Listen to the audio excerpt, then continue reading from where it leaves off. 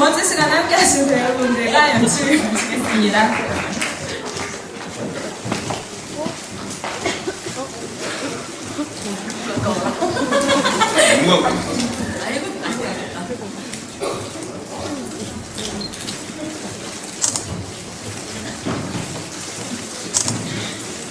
네, 안녕하세요. 오늘 글루미데이 관객과에 대한 두 번째 시간 사내의 대화를 시작하도록 하겠습니다. 오늘 함께 하실 배우분들과 연출님 간단하게 자기소개 먼저 듣고 시작하도록 하겠습니다.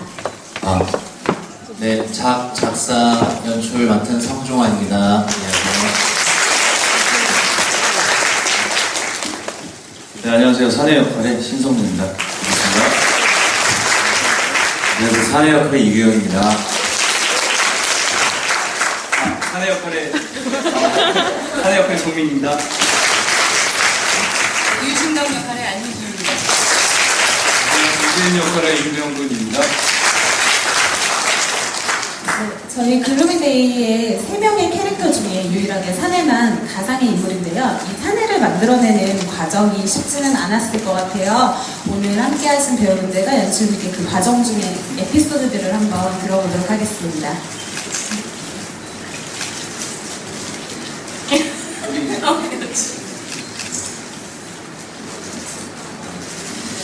네, 그 사내 만들면서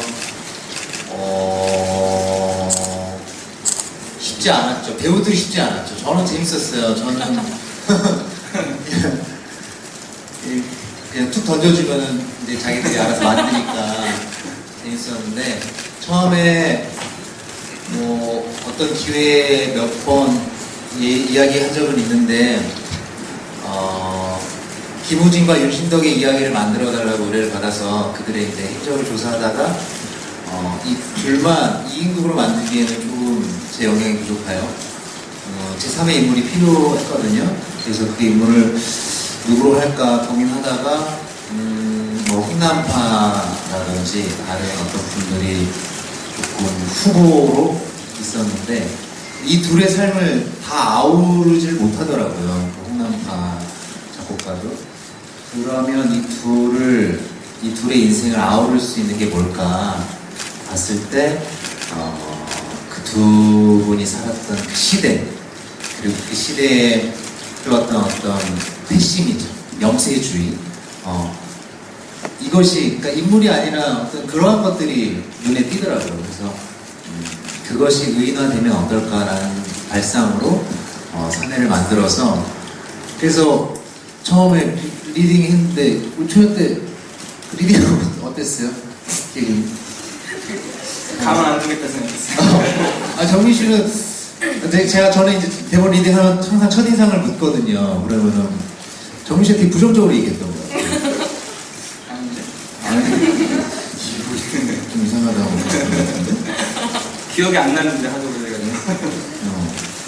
맞아, 그때는 또 역할도 다 정해져 있지 않았어요. 정민 씨가 우진을 할지 사내를 할지도 몰랐었고, 규영 씨는 만나기 전에 얼핏 사내를 하고 있다는 의존은 붙였지만 그때 뭐 정해놓고 가지는 않았던 것 같아요. 이런 얘기 왜 하는 거야? 하여튼 그래서 뭐 에피소드 빨리 들려주세요. 뭐 기억나는 어떤 에피소드가 있어요? 에피소드가 처음에 지난번에도 얘기했었는데 처음에 사내가 할아버지로 등장을 했어요. 처음 받아본 대본에 일본어 대사가 한 20줄이 있었어요. 그래서 이거는 연기고 나발이고 이거부터 외워야겠다. 근데 규영 씨 그거 다 외웠어요. 다 외웠어요. 그래서 저는 캐릭터고 뭐고 사내를 맡게 된 확정된 순간 그 대사 먼저 다 외웠어요. 형은 안 외웠잖아. 저는 안 했어요. 성견 지명이 있어요. 네. 이거 왠지 안 할 것 같다는 생각이 들어서. 그걸 없애버리더라고요. 다음날 되니까. 네, 한 일주일 걸려서 외웠는데 그게 없어져가지고 참 그랬어요. 아니 그리고 안 외운 게 아니고 외울 수 있는 방법이 없었어 혼자서. 뭐 누구를 붙여주던가 뭐가 있어야 되는데 나중에 해주겠다는 건데 그냥 규영이는 이제 일본인 친구가 있어가지고. 그거 녹음해서 형한테 다 보내줬잖아. 아 그랬나? 형, 너 혼자 살겠다고 그랬어. 안 할 줄 알았어요, 저는. 아니, 조용해봐. 그때 그 프롤로그는 로익이 이제 휠체어를 타고 등장해가지고, 현재인 거예요. 그러니까 2014년, 그때는 2013년인가. 그래서, 그 87년 전의 일에 대해서 누군가 묻고 얘기하다가 샥 들어가면 샥 젊어서 나오는 어떤 그런 거를 생각했는데, 그게 짧은 생각이었던 것 같아요. 처음에 막 휠체어 타고 나오고 그랬어요. 휠체어 타고 나와. 노인이? 그러니까 그때 당시는 지금보다도 더 정리가 안 돼 있어서 여러 가지 그냥 상상 속에서 그래서 그냥 생각나면 막 던졌어요. 이 배우들한테 이런 건 어떨까? 이런 건 어떨까? 이런 발상으로 시작됐는데 그래서 처음엔 가장 모티브를 많이 얻었던 거는 그 파우스트의 메피스토펠레스였어요. 메피스토 오늘 개화하는 거 같은데? 아니요? 아유, 자꾸 가시고 세요. 죄송해요. 저미도. 메피스토펠레스 이런 느낌은 어떠냐? 아니면 이 사이코패스에 관한 또 책 추천해 그거 한번 읽어봐라. 그래가지고 알아서들 만들었어요. 성민 씨 에피소드.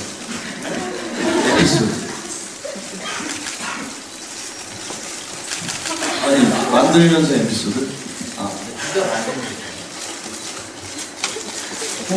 특별한 건 없었고요. 팬들이 워낙에 잘 하셨었으니까 그거 보면서 어떻게 하지라는 생각을 좀 했던 것 같아요. 근데 맨 처음에 그 성민 씨가 캐스팅 됐다 그래서 가서 이제 하는데 보기에 되게 좀 차가워 보이는 인상인 거예요. 그랬는데 이제 저희 팀에서는 또 제일 어리고 그래서 귀여울 줄 알았는데 귀엽지 않고 그래도 이렇게 제가 이렇게 좀 실험소를 많이 하거든요. 그래서 이렇게 막 실험소를 하면 다들 이렇게 박장대소하는데 얘는 입만 이렇게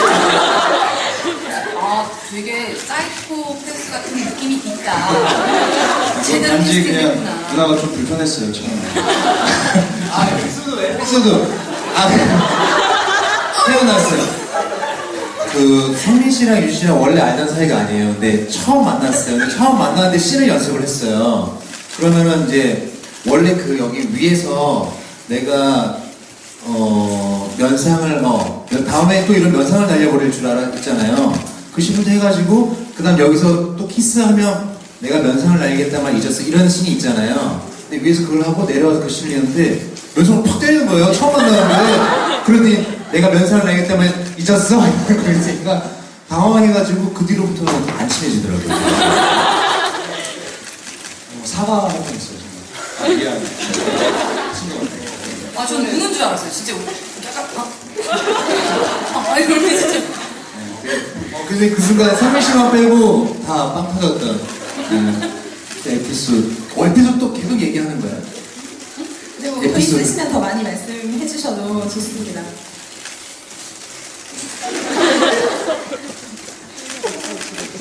그래요, 한 해를 만들면서 되게 재밌었습니다. 되게 재밌었고 딱히 뭐 그런 근데 많이 생각을 많이 했던 것 같아요. 저는 뭐 굳이 재밌었던 일 아직 좀 그냥 그 자체가 되게 저한테는 에피소드였던 것 같아요. 그 연습을 하는 과정이나 그런 것들이 굉장히 재밌었고 보면서도 그랬고 조금 뭐랄까 고민적인 부분보다 근데 그런 건 있었어요. 이제 홍철영 주님이 야 너 사내해 이렇게 말씀을 하셨는데 제가 웃기게도 제가 그럼 한번 고민해 볼게요. 야 형이 잘 만들어줄게 해. 그랬는데 왔는데 어떻게 해봐 이렇게만 하시는 거죠. 그래서 아니 만들어준대 놓고 나한테 왜 하라고만 하지 계속. 그런데 그런 과정 속에서 만들어졌거든요. 제가 하는 것들이. 그래서 재밌게 작품에 임할 수 있었던 것 같아요. 딱히 재밌다고는 보면 지금 생각나지 않네요. 유진이하고 뺨 때린 거에. 감사합니다. 네, 저희 공연 소개 중에 사내에 대한 소개가 출생 연도, 위상, 1926년 8월 4일 실종, 그리고 이름도 국적도 다 미상으로 되어 있어요. 근데 그쪽 우진의 대사 중에 한 명은 일본식 이름 호시노 아카시, 그 어느 것도 진짜 이름은 아니지만 이라는 대사가 있거든요.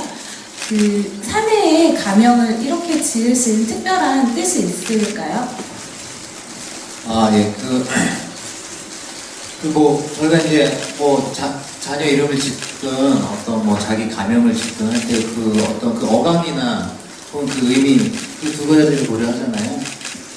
저도 이제 그 두 가지를 고려했는데요.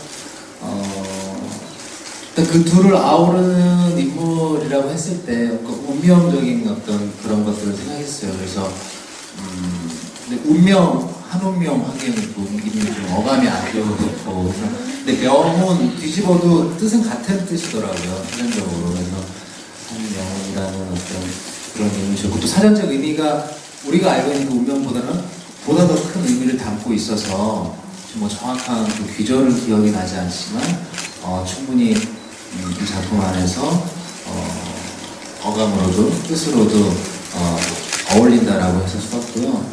호시노 아카시는 말하면 웃길 수도 있는데 왜 그런 거 유행한 적 있잖아요. 인디안식 이름 짓기. 그리고 김하미 형은 몇 월 며칠 이렇게 조합해서 하는 이름이 있어요. 그리고 많던데 이제 일본 이름을 이제 지으려고 고민하다가 그게 내려가지고 봤는데 마치 우리가 8월 4일 일을 다루고 있잖아요. 그래서 조합은 호시노 아카시예요. 근데 그 뜻도 별, 증거 이런 식으로 돼가지고 그래서 그 어감 끼워 내실 얘기하지 마. 끼워만 어감도 좋고 그 뜻도 그럴듯하여 이제 지은 거죠. 이런 식으로 이루어졌어요. 네, 사내가 딱히 정의 내려지지 않은 인물이기 때문에 그런지 이미 관객분들 사이에서 어떤 배우가 연기하는 사내는 굉장히 무서운 인간 같다, 어떤 배우가 하는 건 굉장히 인간이 아니라 악마 같다, 막 이런 평가들이 되게 많아요. 사내와 직접적으로 대립하는 우진이 느끼는 세 명의 사내의 특징은 무엇인지 궁금합니다. 이정훈 배우님.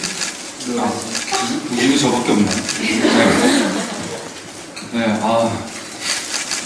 오늘 공연 보신 분들은 알겠지만 정말 많은 차이가 돼요. 근데 오늘 공연이 되게 재밌었어요. 저는 개인적으로. 정우성은 어떻겠어? 오늘 머리카락이 다 뽑히는 줄 알았어요. 네, 굉장히 되게 집중하면서 오늘 했었는데 각자의 마다 되게 달라요. 캐릭터가 사내 3명이 가지고 있는 캐릭터가. 민희 형 같은 경우에는 오늘 같은 공연은 정말 한 마리 야생마 같은 네. 그런데 공연에서는 민희 형이 되게 선하게 공존하는 그런 캐릭터예요. 그래서 처음에 저랑 만날 때도 굉장히 호의적으로 다가오고 그러다 보니까 저도 쑥 이렇게 끌려가게 되다가 나중에는 배신을 하게 되고 그런 과정 속에서 좀 선하게 공존하는 그런 사내라서 되게 매력적이고요. 저 개인적으로 느꼈을 때. 그리고 규영이는 제가 공연을 한 번밖에 안 했지만은 굉장히 사내스러운 면들이 너무 많아요.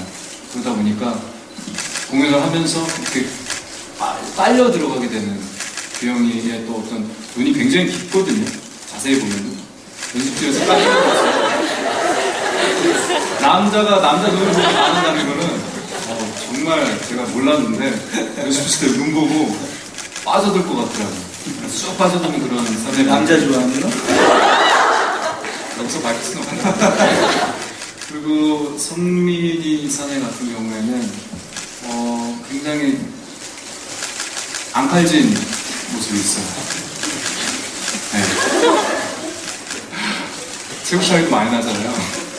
신체적 차이도 많이 나는데도 그런데도 불구하고 어떤 그런 성민이의 사내만이 갖고 있는 어떤 사이코패스적인 모습들과 굉장히 냉철할 때는 냉철한 그런 모습들이 있는 그런 사내였습니다. 성민이한테. 그럼 안유진 배우님께도 한번 여쭤볼게요. 나쁜 남자가 여자들한테 굉장히 인기가 많잖아요. 신덕의 입장에서 바라본 사내들의 매력은 어떤지. 신동의 입장, 제 입장이요? 아니면 제가 그냥 무대에서 봤을 때, 우선 정민 배우는 우선 이렇게 기럭지도 이렇게 좋고, 이렇게 얼굴은 내가 좀 낫지 않나? 이게 정말 이렇게 잘 맞아요. 그래서 부정하지 못해요. 이렇게. 하지만 사실 부정하지 못하는 어떤, 개인적인 거 말고 신덕 입장. 아니, 그러니까 내 말이. 뭐지, 뭐다, 뭐 이러면서 그런 거지. 그리고, 우리 규영 씨는 맨 처음에, 초면부터 할 때부터 느끼기에 자신한테 굉장히 솔직한 그런 사내라는 생각이 들었어요. 그래서 이렇게 좀, 제가 분명히 뭔가 트라우마가 있구나.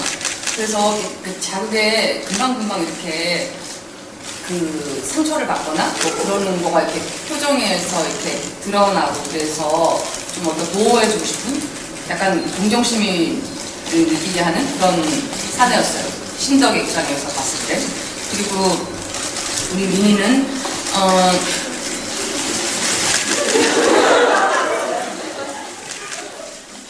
웃는 게 참 입만 웃어서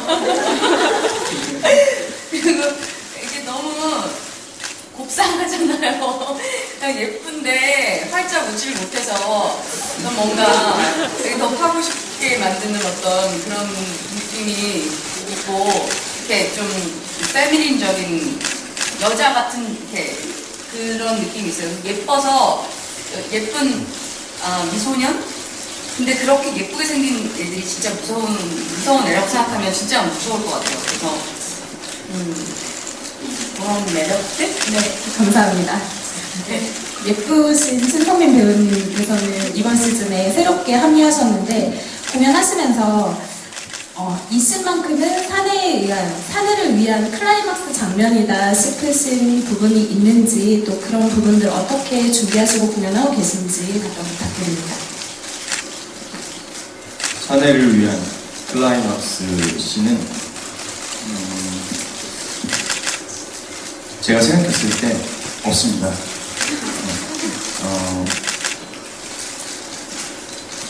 어떠한 목적을 위해서 쭉 달려간다 어떤 작품이 그럴 수는 있다고 생각하는데 인물 개인적으로 내가 이 씬만을 위해서 이것을 하고 있다는 느낌으로 연기하지는 않는 것 같아요.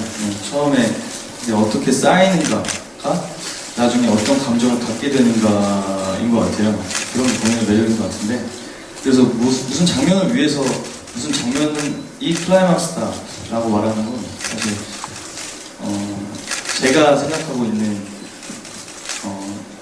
이 작품과 제가 하고 있는 연기와는 맞지 않는 것 같아요. 그렇습니다. 클라이막스라는 표현은 좀 그렇고 그때마다 조금씩 다른 것 같아요. 어느 순간에 좀 힘이 들어가게 되는 씬들이 있거든요. 근데 그게 뭐 매일 같지는 않고요. 사실 그 미묘한 차이인데 조금씩 다른 것 같아요. 그날 저는 그렇습니다. 네, 감사합니다. 다음 이경 배우님께 질문 드릴게요.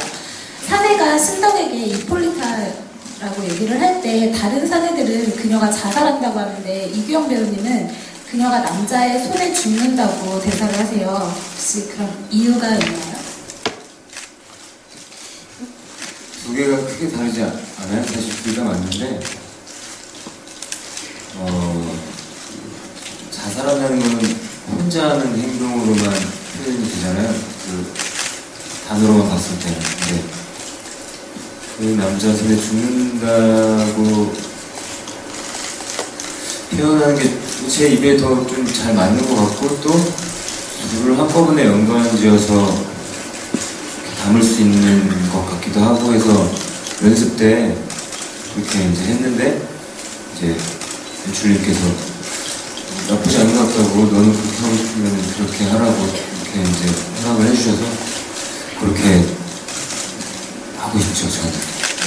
연출 스타일이 반목이라서 아니 그 실제로 죽음의 승리라는 소설 속에는 남자가 이제 끌고 가서 여자를 끌고 가서 막 이렇게 목탄전이 벌어지는 와중에 함께 떨어지는 그 자살로 볼 수도 있고 남자 손에 죽은 거로 볼 수도 있고 해서 규호 씨가 또 그렇게 표현했을 때 느낌도 괜찮고 해서 그렇게 하도록 했죠. 고맙습니다. 다음 정민 배우님께 질문 드릴게요. 관객 여러분들께서 되게 많이 말씀해 주신 게 정민 배우님의 한쪽 입꼬리가 올라간 웃음이 너무 섬뜩하다는 분이 되게 많으신데요. 특히 마지막에 죽음의 비밀로에 눈앞에서 살짝 돌아보시면서 웃는 그 장면이 굉장히 무섭다고 하시더라고요. 혹시 그 눈앞에서 뒤를 살짝 돌아보시면서 웃으시는 특별한 의미가 있는 건지. 뭐 공연이 이제 끝났구나. 사실 공연이 이제 뭐 몸적으로 막 이렇게 뭐 힘든 거 이런 건 없는데 이제 어쨌든 이제 감정 싸움들이나 뭐 어쨌든 그런 것들이 많다 보니까 그게 더 힘든 것 같더라고요. 그러니까 체력적으로 더 그러니까 몸으로 힘든 것보다 오히려 정신적으로 힘든 게 체력적으로 더 많은 스트레스를 받는 것 같더라고요, 개인적으로. 그래서 공연이 끝날 때가 그렇게 들어갈 때가 기쁠 수가 없어요. 근데 마지막에 그렇구나. 진짜 그래서 웃는 거야, 거기서? 나 진짜. 근데 이거는 지난 시즌에 모두 다 공감할걸? 지난 시즌에 나한테 똑같은 질문을 했었어. 아, 내가 형하고 똑같은데 생각했어. 똑같은 너네 그래서 웃었어, 거기서? 아니 설마 내일 연습 다시 해야겠다. 아니 뭐 그런 건 아니고 그 마지막에 웃는 의미는 이제 뭐 여러 가지로 해석할 수가 있는데 어쨌든 신덕하고 우진은 뛰어내려서 죽음을 선택을 했는지 뭐 살았는지에 대해서는 아직 뭐 의견은 뭐 생각하기 나름이겠지만 어쨌든 그 사람들이 뛰어내리는 것까지가 이제 저의 어떤 목적이었다라고 생각을 하면은 그 상황에서 뭐 어쨌든 뛰어내서 죽음이라는 거에 대한 게 어쨌든 저의 목표였기 때문에 근데 마지막에 그 우진이 쓴 대본을 이제 불태우고 뭐 읽으면서 이태리로 가는 배를 탄다라는 거에 대해서 그러니까 우진과의 그러니까 그건 개인적인 거예요. 개인적인데 우진과의 함께한 시간들 뭐 신덕과의 함께했던 시간들 2021년도 21년도에 함께했던 그 시간들이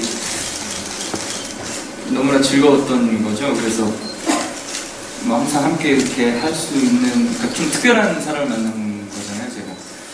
근데 그것들이 이제 틀어지면서 그 후에 이제 제가 변하기 시작하고 이제 어떤 죽음이라는 거에 대해서 목적을 확실하게 만든 건데 그 시간으로 인해서 뭐 그 사이에 많은 일들이 있었지만 우진과 신덕이라는 인물은 어쨌든 좀 다른 죽음과 좀 특별하게 자기네들이 죽음을 직접 선택했다라는 거에 대해서 신선함을 느꼈기 때문에 그 죽음을 다시 한번 또 뭔가 찾아가서 으쌰으쌰 할 수 있다는 이제 뭐 그런 즐거움인 것 같아요.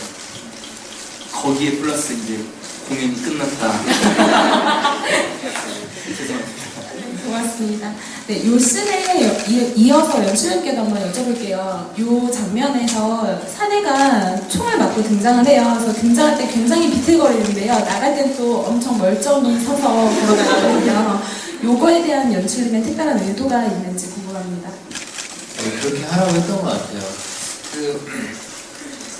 그러니까 인간이지만 인간이지 않아 보였으면 좋겠고 또 인간이 아니지만 인간으로 보였으면 좋겠고 이런 생각들이 좀 있었어요, 제 안에. 그래서 그 사내가 인간이든 인간이 아니든 어떤 만약에 인간이라고 치면 조금 초인적인 인간이 아니라고 치면 조금 인간적인 모습 이런 것들이 보였으면 좋겠다 하는 그냥 제 직관이었던 것 같아요. 그래서 처음에 또 너무 멀쩡히 들어오는 것도 제 눈에 이상하게 보였고 또 처음에 아프게 들어왔는데 나중까지 그러는 것도 제 눈에 이상하게 보였었어요. 그래서 그렇게 저희가 만들어냈습니다. 감사합니다. 네, 저희가 되게 지금 짧은 시간 얘기를 나눈 것 같은데 시간을 보니까 되게 많은 시간이 지나 있어요. 그래서 객석 질문을 그렇게 많이는 받지 못할 것 같은데요. 질문 있으신 분들 몇 분만 빠르게 받아볼게요. 네, 우리 앞에 계신 분.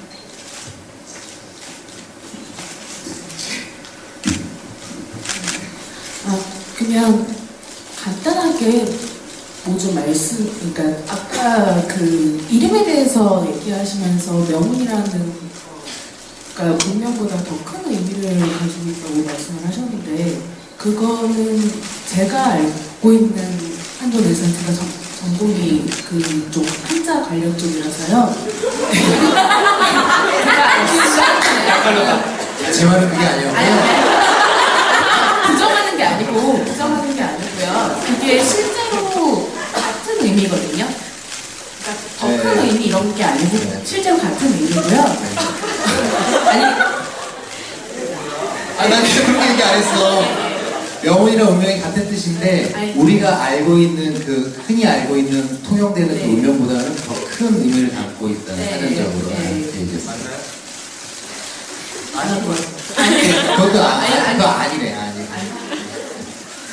그거에 대해서 얘기하면 좀 길어질 것 같으니까 그거는 그냥 넘어가고요. 제가 계속, 그러니까 저는 지금 오늘이 두 번째인데요. 오늘 보면서 문득 생각을 했던 게, 그러니까 제가 느끼기로는 사내가 원하는 거는 사내가 원하는 게 둘의 죽음이었다면, 왜 그게 방법이 꼭 총살이었으니까 총으로 자살하는 거여야 했을까라는 생각이 들었거든요. 그러니까 어차피 배에서 죽는 거기 때문에 그들이 선택한 것처럼 뛰어내리는 걸로 유도할 수도 있었을 텐데 처음에 사내가 의도했던 게 총으로 자살하는 거여야 했었던 이유가 있을까라는 생각이 들어서 그거를 좀 여쭤보고 싶은데. 예. 글쎄요, 뭐 굳이 그런 이유는 따로 있진 않고요. 어쨌든 사내는 아름다운 결말을 만들기 위해서 본인이 생각하는 그러니까 우리의 어떤 일반적인 상식으로 이해되는 부분은 아닌 것 같고요. 사내가 생각하는 아름다운 결말에 대해서 심취하고 특히 우진과 신덕의 드라마 안에서는 자기가 직접 들어가서 관여하고 그런 것들을 즐기고 그런 거에서 희열을 느끼는 사람인데 그 방법은 그 앞선 1918년에도 21 거기도 다 다른 모양으로 만들었거든요. 굳이 총살을 한 건 아니고 그냥 이 이야기에서 우진과 신덕의 이야기에서는 그러기를 원했던 것 같고 그런 부분에서 좀 뒤틀린 결말이 되는 부분인 거고. 그래서 총의 이유는 그 빠른 시간에 둘을 가장 간단히 죽일 수 있거든요. 아니 이게 그 자리에서 우진을 죽이고 굳이 가판이 올라가서 뛰어내리는 것보다는 자기 손에 있는 총으로 한 공간에서 둘을 같은 공간에서 죽이기 위한 방법 중에 가장 간편하기도 하고 활을 이렇게 쏴서 죽는 거 보면은 사람들한테 뭔가 흔적을 남기고 싶지 않았을까? 자기 자기의 어떤 왜냐면 자살 뛰어내린 거는 어쨌든 뭐 막말로 막말 안 했죠. 이렇게 남겨놓고 죽어서 지금 현재 뛰어내려서 죽었기 때문에 지금 현재 역사적으로 의문이 되는 거잖아요. 근데 그 의문에 대한 정확한 명확한 죽음을 할 수 있는 거는 어쨌든 흔적이 남아 있어야 되는 거니까. 네, 저는 사실 그 배에서 뛰어내리는 행동, 그 행위 자체를 죽음으로 표현하고 싶지는 않았고요. 그것은 단 1%의 가능성을 향한 내던짐이거든요. 살려고 뛰어든 거거든요. 제 입장에서는. 그러니까 우진은 이 사내의 그 죽음을 향한 그 열정과 그 능력에 대해서 100% 신뢰했던 거예요. 그래서 어차피 죽을 수밖에 없는 정해진 그 스크립트를 받고 나는 1926년 8월 4일 새벽 4시에 이 배 안에서 죽는다라고 강하게 믿었던 사람이거든요.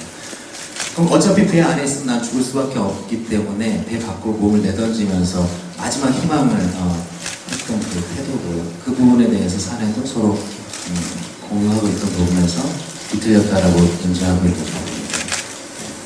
저희 연습 중에 이런 얘기도 오고 왔었어요. 우진이 배에서 뛰어내리는 탈출하는 계획을 세웠을 때 우진은 전라도 거부의 아들이니까 뛰어내리면 독구주머니보다 더 큰 배가 기다리는 거예요. 이 밑으로 뛰어내리는 게 아니고 위로 이렇게 딱 배를 잡고 도망을 가지 않을까 이 배를 타고 그런 얘기도 있었어요.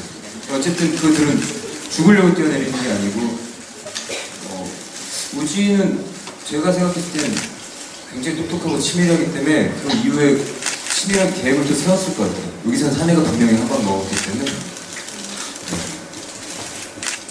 그렇습니다. 감사합니다.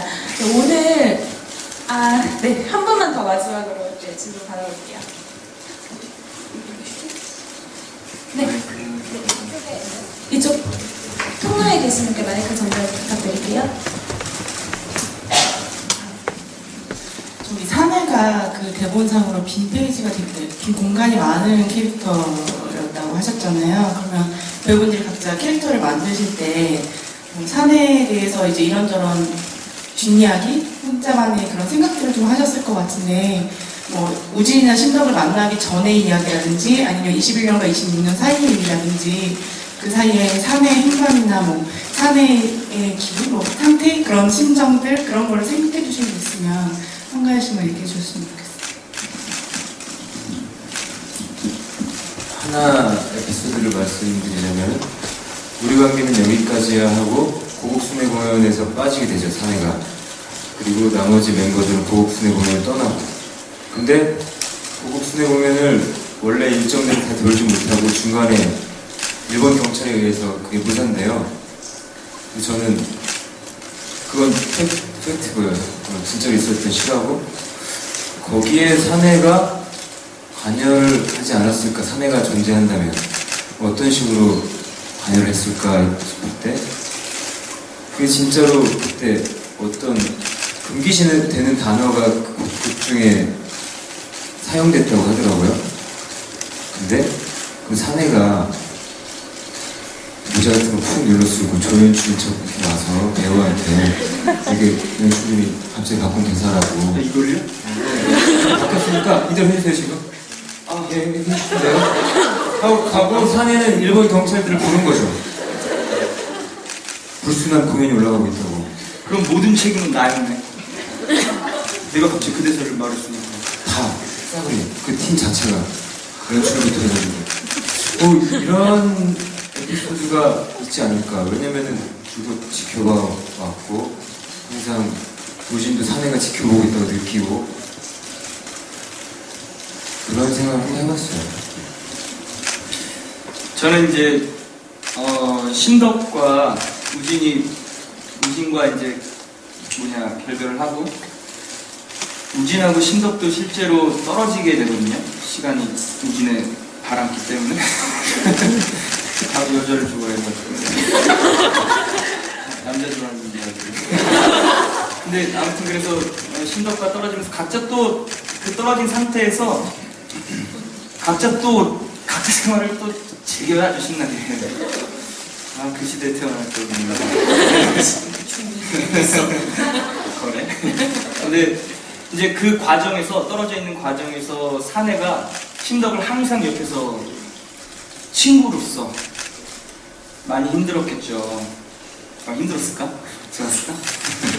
아무튼 신덕을 옆에서 챙겨주면서 우진이 신덕과 이제 위에서 얘기할 때 제가 이제 도쿄창가라는 노래 부르고 끝나고 나가서 신덕과 안녕 하고 휘파람을 불면서 나가는데 우진이 이제 신덕에게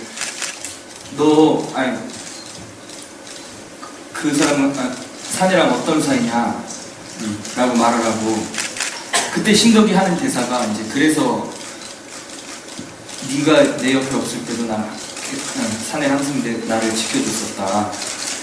이 말을 이제 할 수 있는 어떤 에피소드들을 생각하고 그랬죠.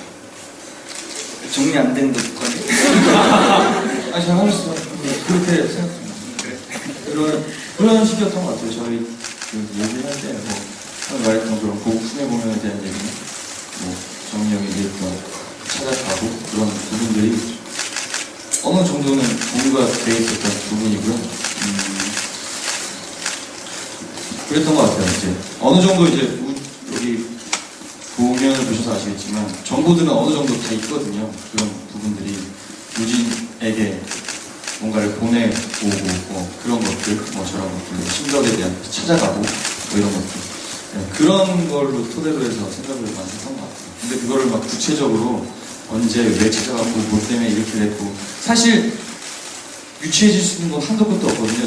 저는 이름도 생각했어요. 제 진짜 이름 뭐 이런 거. 네.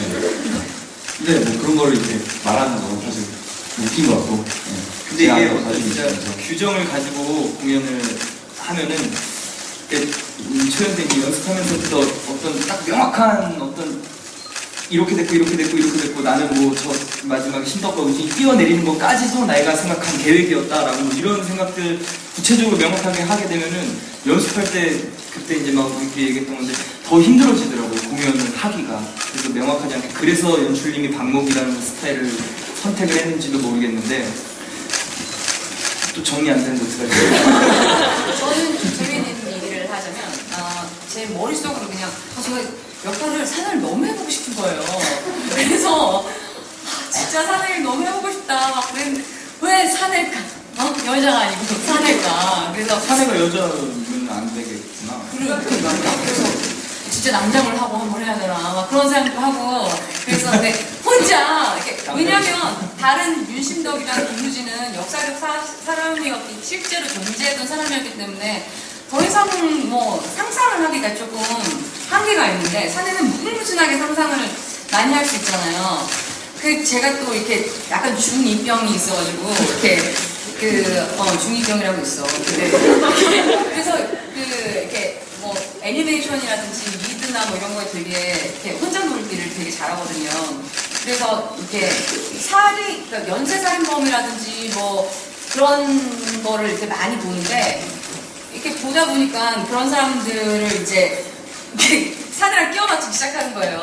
그래서 너무 지나치게 똑똑했던 아이가 어릴 때 그 누군가의 권력에 의해서 내 삶이 송두리째 뒤바뀐 이후로 어떻게 하다가 뭐 하나를 시도를 했는데 나 또한 누군가의 인생을 바꿀 수 있다는 거를 알게 된 후로 이 아이의 어떤 그 인생의 목표가 정해지면서 삶에 사는 존재 이유를 느끼게 됐다고 할까? 그런 거가 있지 않았을까 하는 상상의 나라를 그냥 왔어요. 근데 연습 과정에서 이런 얘기들을 너무나 많이 했어요. 너무나 그런 거 많이. 이제 그러니까 제가 빈칸으로 줬다고 하는 건 뭐 대본이 아예 빈칸이었던 건 아니고요.